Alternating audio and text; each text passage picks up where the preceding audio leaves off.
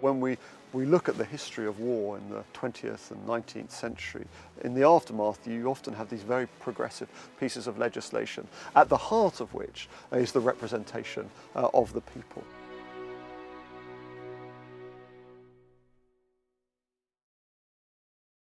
In August 1916, as World War I raged, politicians on all sides realised there were problems with the way elections were run in Britain.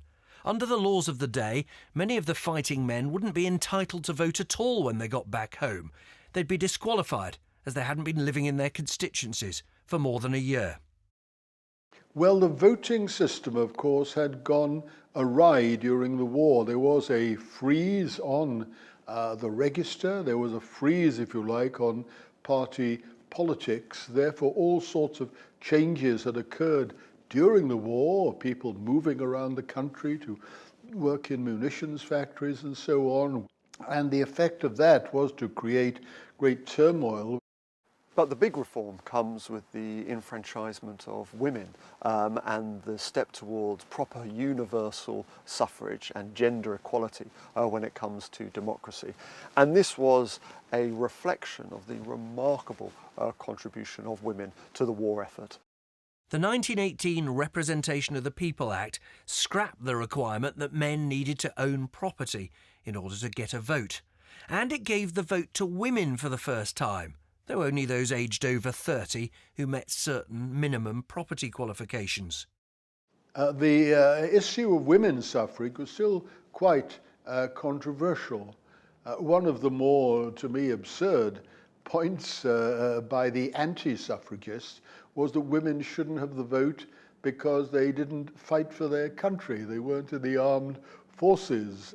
But many other people changed their mind. They recognized that the role of women, it was absurd to regard women as simply domestic in their orientation or worrying their pretty little heads with political matters. On the contrary, they were full participants in a total war.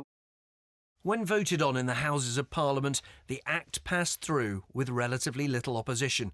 The changes saw the size of the electorate triple, and women now accounted for about 43% of the electorate.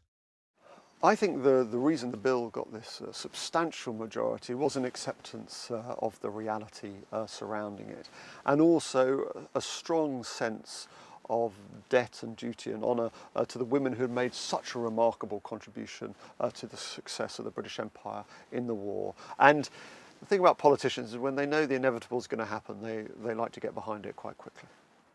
Labour, while also always being supportive of women's suffrage, also took the line that, of course, now all working men would have the vote, and the prospects for the Labour Party would therefore be very much improved.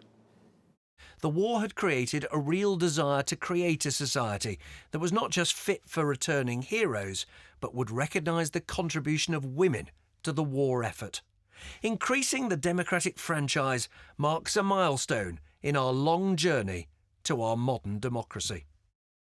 We often think of war as this terrible, punitive event, which for millions of people it is. But when we look at the history of war in the 20th and 19th century, in the aftermath you often have these very progressive pieces of legislation, at the heart of which is the representation of the people, so that those who had fought for the British Empire and fought for the British state had a sense of ownership of the democracy for which they were fighting. For more information about Parliament and the First World War, go to www.parliament.uk/WW1.